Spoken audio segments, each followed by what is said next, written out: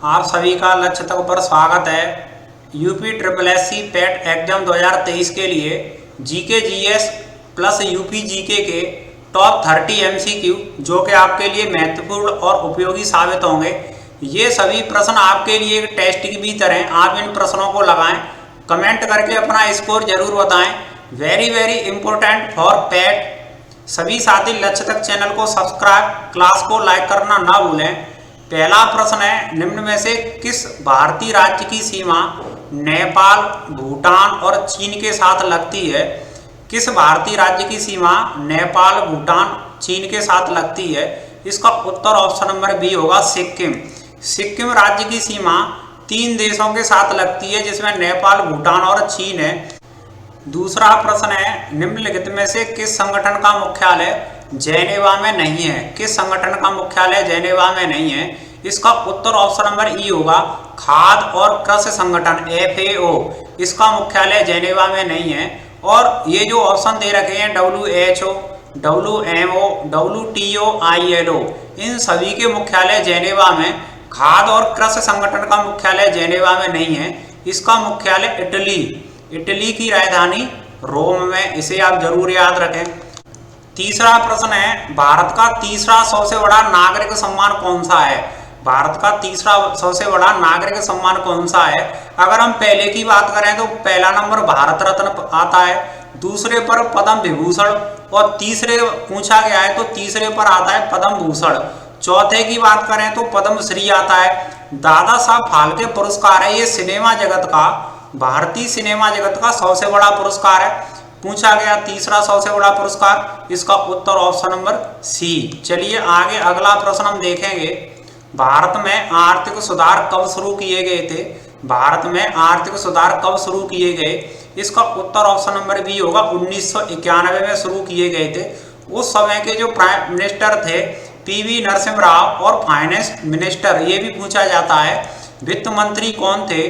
तो आप याद रखें डॉक्टर मनमोहन सिंह थे उस समय के जो वित्त मंत्री थे, मनमोहन सिंह। इसे आप जरूर याद रखें। चलिए आगे अगला प्रश्न देखेंगे। निम्न में से कौन नए आर्थिक सुधारों का अंग नहीं है? 1991 में जब आर्थिक सुधार किए गए थे तो उनमें उदारीकरण किए गए थे, वैश्वीकरण की प्रक्रिया अपनाई गई, निजीकरण, और ये आर्थिक सुधारों का अंग नहीं है। इसका उत्तर ऑप्शन नंबर डी होगा केंद्रीकरण। अगला प्रश्न देखेंगे, गौतम बुद्ध ने सर्वाधिक उपदेश कहाँ दिए थे? गौतम बुद्ध ने जो अपना पहला प्रथम उपदेश दिया था वो सारनाथ में दिया था। प्रथम उपदेश सारनाथ में दिया था। बोध गया की बात करें तो ज्ञान की प्राप्ति गौतम बुद्ध को बोध गया में हुई थी। सर्वाधिक उपदेश पूछा गया है, इसका उत्तर option number C Shravasti. Buddha ने सर्वाधिक उपदेश श्रावस्ती में दिए थे। लुम्बिनी की बात करें, लुम्बिनी में बुद्ध का जन्म हुआ था। कुशीनगर में महापरिनिर्वाण प्राप्त हुआ था, या हम मृत्यु कहते हैं। इन सभी स्थानों को आप जरूर याद रखें। बुद्ध से संबंधित प्रश्न बनकर के आता है तो ज्यादातर यही पूछे जाते हैं। अगला प्रश्न 7वां हम देखेंगे, द्वितीय बौद्ध परिषद का आयोजन कहाँ हुआ था? द्वितीय बौद्ध परिषद का आयोजन कहाँ हुआ था? इसका उत्तर ऑप्शन नंबर बी होगा वैशाली में हुआ था। अगर पहली परिषद की बात करें तो पहली राजगृह में हुई थी। तीसरी की बात करें पाटलिपुत्र में हुई थी। चौथी बौद्ध संगति या बौद्ध परिषद का आयोजन कुंडलवन में हुआ था। इसे भी आप याद रखें।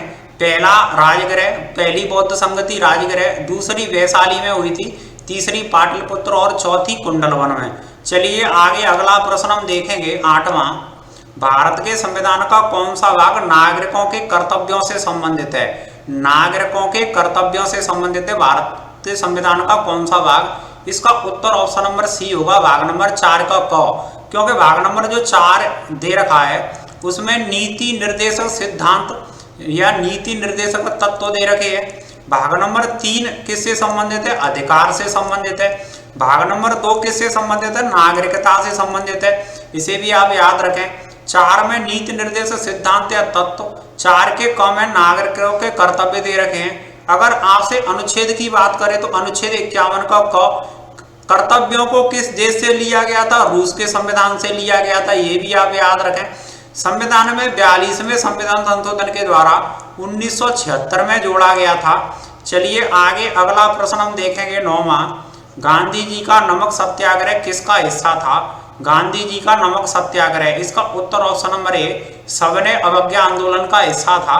जो गांधी जी ने दांडी यात्रा या नमक यात्रा शुरू की गई थी उसमें सविनय अवज्ञा आंदोलन का हिस्सा था। चलिए आगे अगला प्रश्न देखेंगे। गदर पार्टी का मुख्यालय कहाँ था? गदर पार्टी, इसका उत्तर option number A San Francisco में। गदर पार्टी की स्थापना की बात करें 1913 में लाला हरदयाल के द्वारा गदर पार्टी की स्थापना सैन फ्रांसिस्को में की गई थी। यहीं पर इसका मुख्यालय, ये भी आप याद रखें, लाला हरदयाल के द्वारा कब स्थापित की गई थी? 1913 में।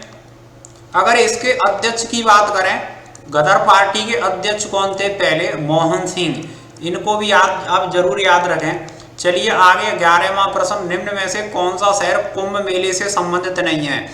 4 स्थानों पर कुंभ मेला का आयोजन किया जाता है। 12वें वर्ष में कुंभ मेला से संबंधित स्थान नहीं है। इसका उत्तर option number D Mathura. Ujjain में कुंभ आयोजित होता है, प्रयागराज में होता है, हरिद्वार में होता है, और जो चौथा स्थान है वो है नासिक। नासिक में भी कुंभ का मेला लगता है पर मथुरा में नहीं लगता है। चलिए आगे हम 12वां प्रश्न देखेंगे। निम्नलिखित में से कौन सा शास्त्रीय नृत्य सही सुमेलित नहीं है? 8 शास्त्रीय नृत्य हैं, इनसे प्रश्न सभी परीक्षाओं में पूछे जाते हैं, टेट में भी जरूर बन करके आएगा। इन 8 शास्त्रीय नृत्यों को आप जरूर याद रखें और हम आपको बताएंगे कि कैसे है। शास्त्रीय नृत्य सही सुमेलित नहीं है, ये पहले देखना है। इसका उत्तर ऑप्शन नंबर ई कथक, क्योंकि कथक राजस्थान का शास्त्रीय नृत्य नहीं है, ये यूपी का है। मोहिनीअट्टम केरल का है, भरतनाट्यम तमिलनाडु का, कुचिपुड़ी आंध्र प्रदेश का, सत्रिया असम का, और केरल का एक और है कथकली, इसे भी आप याद रखें। ये यहाँ पर 6 हो गए। 2 शास्त्रीय नृत्य और हैं, एक ओडिसी जो उड़ीसा राज्य से संबंधित है, एक मणिपुरी जो मणिपुर राज्य से संबंधित है। इनको राज्यों के नाम से दे रखे हैं, इनको आसान करना, इनको आप जरूर याद करके रखें। अगला प्रश्न है, गुलाबी शहर के रूप में किसे जाना जाता है? इसका उत्तर ऑप्शन नंबर ए होगा। राजस्थान की राजधानी जयपुर को पिंक सिटी या गुलाबी शहर के नाम से जाना जाता है। अगला प्रश्न हम देखेंगे 14वां, भूटान का राष्ट्रीय खेल क्या है? भूटान भारत का एक पड़ोसी देश है और इसके राष्ट्रीय खेल की बात करें, इसका उत्तर ऑप्शन नंबर बी तीरंदाजी, ये भूटान का राष्ट्रीय खेल है। अगला प्रश्न हम 15वां देखेंगे। उत्तर प्रदेश के कितने जिले नेपाल की सीमा से लगते हैं? यूपी के कितने जिले नेपाल की सीमा से लगते हैं? इसका उत्तर ऑप्शन नंबर डी होगा 7 जिले। यूपी से लगने वाला एकमात्र देश है नेपाल, सिर्फ यही देश उत्तर प्रदेश की सीमा के साथ साझा करता है और यूपी के 7 जिले इस देश से लगते हैं। चलिए आगे अगला प्रश्न 16वां, निम्न में से कौन सा भारतीय राज्य 3 ओर से बांग्लादेश से घिरा हुआ है? मोस्ट इंपोर्टेंट प्रश्न है, इसे आप जरूर याद रखें। 3 ओर से बांग्लादेश से घिरा हुआ भारतीय राज्य कौन सा? इसका उत्तर option number C Tripura. Tripura का लगभग 85% जो भाग है वो बांग्लादेश से ही घिरा हुआ है। आगे अगला प्रश्न देखेंगे। स्टैचू ऑफ यूनिटी भारत के किस राज्य में स्थित है? स्टैचू ऑफ यूनिटी गुजरात में स्थित है, इसका उत्तर ऑप्शन नंबर बी होगा। अगला प्रश्न देखेंगे 18वां, विश्व पर्यावरण दिवस कब मनाया जाता है? विश्व पर्यावरण दिवस किस दिन मनाया जाता है? इसका उत्तर ऑप्शन नंबर सी होगा। 5 जून को मनाया जाता है। 21 जून की बात करें तो योग दिवस मनाया जाता है। 8 मार्च को अंतर्राष्ट्रीय महिला दिवस मनाया जाता है। पृथ्वी दिवस मनाया जाता है 22 अप्रैल को।